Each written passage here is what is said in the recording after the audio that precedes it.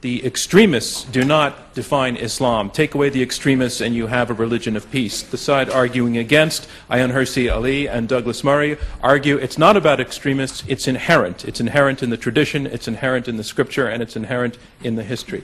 And to the question of the notion, Ayaan, Hirsi, Ali, of this not just being about extremists, you concede that there are extremists, but that's, you say, not the problem. What about your opponents? What about your parents? What about Muslims you know who do not adhere to a violent form of religion? Are they, if there's something about the faith themselves, are they embracing spiritually something that is morally an illusion?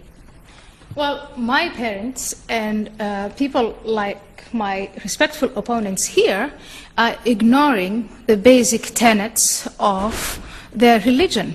When Muhammad, the founder of the religion, called out to all Muslims, and that's how he won most of his wars, by saying, I have been ordered, and all believing men have been ordered to attack and kill and maim anyone unless they testify, unless all men testify to the fact that Allah is the one and only, Muhammad is his messenger. My father disobeys that.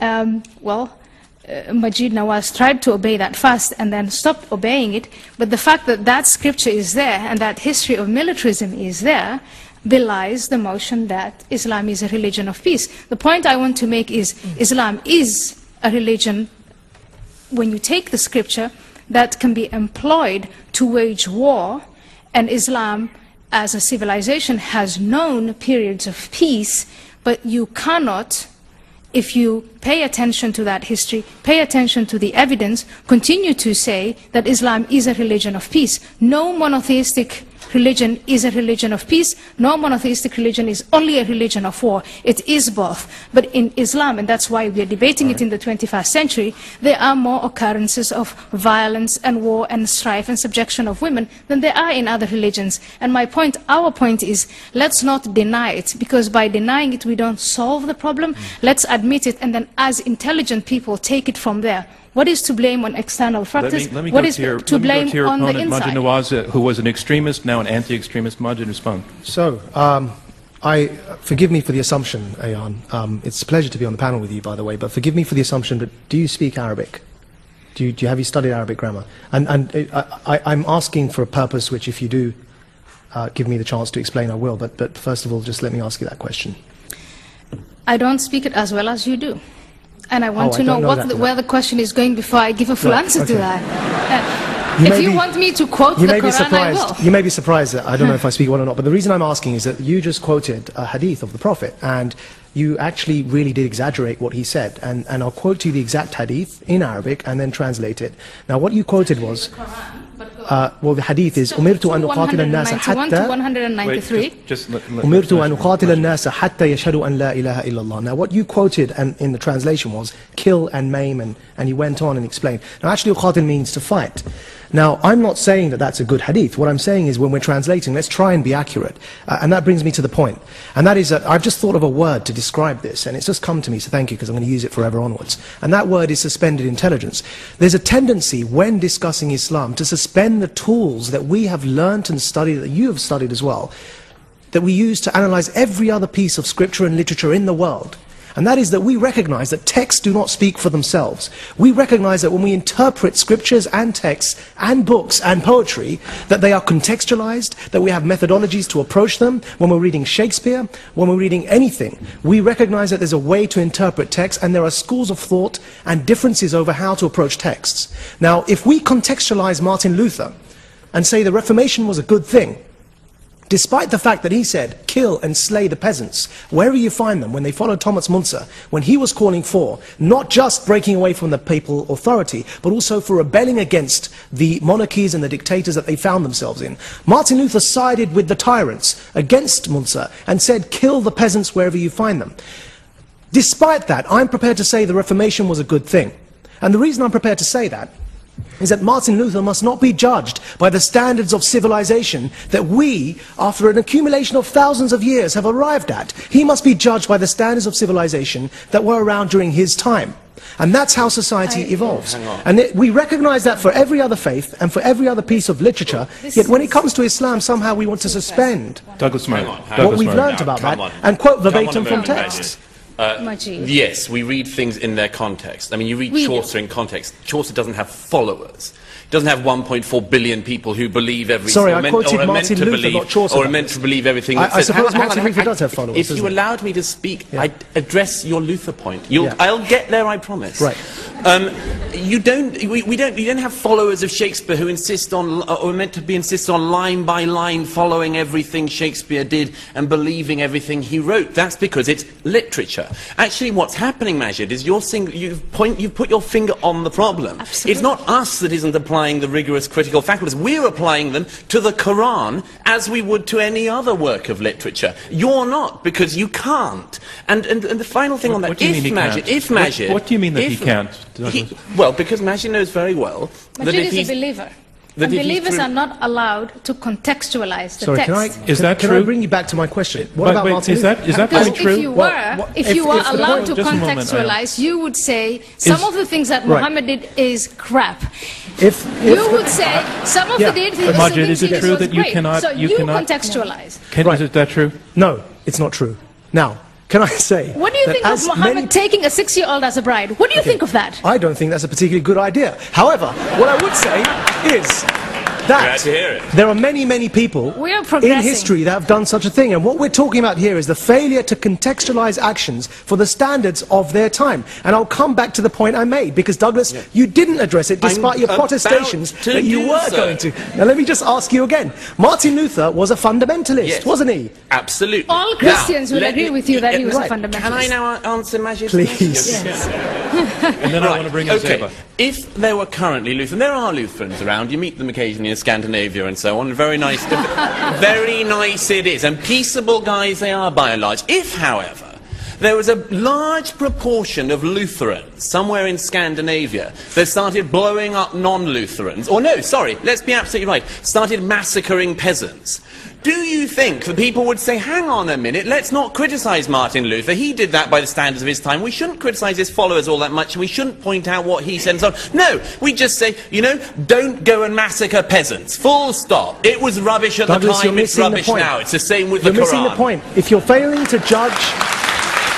Now, let me bring in your opponent. Zeba Khan. I just wanted to point out in terms of when we're talking about the Quran and saying that we can't contextualize it, that's simply not true. That is a debate that's hot in the community amongst Muslim scholars and amongst Muslims themselves. We're debating that very question. Is the Quran a living document? Much like it's similar in comparison to, say, the Constitution and the debates that happen around that. Excuse me, around that. The fact is, scholars say that, you know, when you look at the Quranic Arabic, there can be, 2, 3, 4, 5, 6 interpretations for every word. There's only certain things in the Quran that scholars agree are concrete, like the concept of God, afterlife, things like that. But beyond that, there is a wide range of interpretation, which is why there is a history that not many people look at, and that's part of the problem, that nobody's actually looked at the history of debate within Islam about every sort of aspect that can come to mind. I disagree with that. The reason why I disagree with it, it would be more accurate, Zeba, if you said the scholars that you find attractive say that.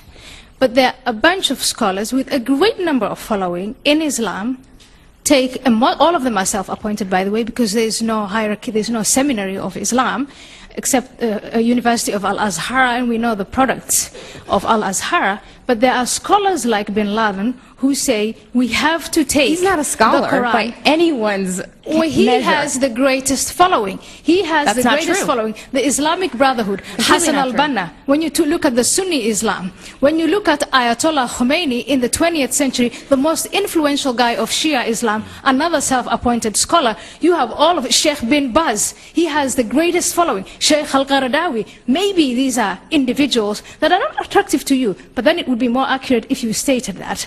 They are attractive to many Muslims, not thousands, but in the millions. And what they say and that's why they're influential, is they challenge every single Muslim individual. Are you a true Muslim? If you are a true Muslim, you live by what the Quran dictates, you follow the example of the Prophet Muhammad. Their interpretation, and those scholars who insist on that are far more influential, far more powerful than your Ayaan, soft-spoken, wonderful, cuddly scholars. Well, Majid Nawaz. so Ayaan, you just quoted Bin Laden as a scholar and Hassan al-Banna as a scholar. Bin Laden, for those of you who don't know, is an engineer, a qualified engineer. So don't know him. Why don't you define who is a scholar? Don't know his history. He's a qualified engineer who comes from one of the richest construction families in Saudi Arabia and was educated in the elite private schools of Switzerland and Saudi Arabia. Hassan al-Banna that you referred to was a school teacher. And in fact, what you find common with all of the movements that you're worried about and that I'm worried about and we're all worried about are that they are founded by people who do not have a theological background. Now, for all we think of Al-Azhar and their very conservative views, what we don't find is that Al-Azhar produces the likes of Bin Laden and Hassan al-Banna, or even Maududi, the founder of the Jamaat Islami in the Indian subcontinent. Maududi was a journalist. Sayyid Qutb, the founder of modern-day jihadism, was a literary critic who came to America on a scholarship in the 1950s to study literature. He was not a theologian. So coming back to the point, why don't please, you name Ayaan, a number don't of scholars define who are for influential the who are whole not? world who a Muslim scholar is. Because actually the people you refer to were not qualified theologians. But don't you touch on the problem, by admitting this, don't you touch on the problem that is inherent in Islam after the death of Muhammad?